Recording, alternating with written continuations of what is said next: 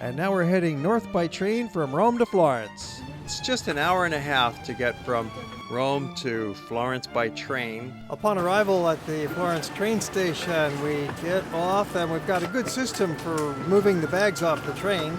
The guys volunteer as the baggage team and they hand them down to the platform. Everybody waits and watches. So we're helping each other out here. And then once all the bags are assembled on the platform, we start walking towards the hotel. Actually, it's a short walk. It's only a couple of blocks from the train station to our hotel. It's an easy route through the train station.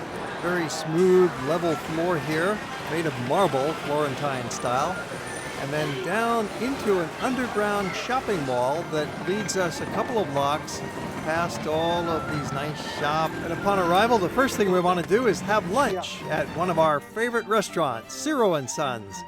It's a family operation, several generations working together here and 3 brothers taking care of business, making the most wonderful foods, fresh pasta.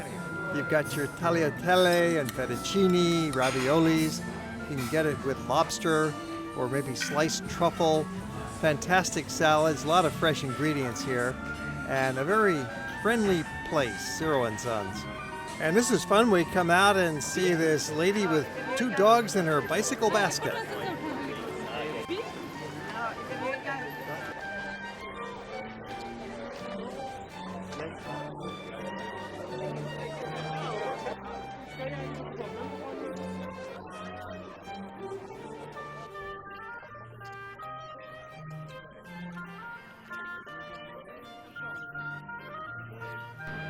Well, after maybe a half an hour of wandering through these lanes, you will arrive at the Piazza della Signoria, the town's other major square, with its many statues and cafes, and the massive architecture of the Palazzo Vecchio looming above, the center of political power for 700 years, and still the City Hall of Florence. And then occasionally in Florence, you run into these parades. They're all dressed up in their Renaissance costumes.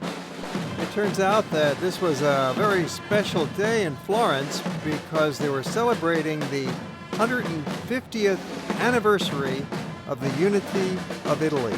The outfits you see here date back to the days of the Renaissance, when, of course, Florence was a very important center of culture.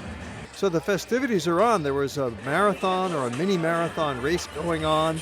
There were thousands of people out, and these are all local people with their dogs walking around, just hanging out and seeing their friends. We're in the Piazza della Signoria here. This race was kind of a walking race, as you see, very casual, Italian style. Some serious people were doing the running on the half marathon, but most everybody was just out for a stroll. And it was partly sponsored by Ferragamo, the major Italian shoe manufacturer. There's also a wine festival happening in town, big wine tasting going on, and other sorts of delights. So these are just some of the kinds of things that you might be lucky to run into in your travels in Florence. You might think that Italy is a very ancient country, going back to the days of Rome when it certainly was unified under a single government 2,000 years ago. But actually, the country of Italy is relatively young. It was only founded 150 years ago. In fact, it was on March 17th in 1861 that Italy was finally unified. It had been occupied by foreign powers for centuries. The Bourbons and others from Austria and from Spain and from France had a lot of control over Italy.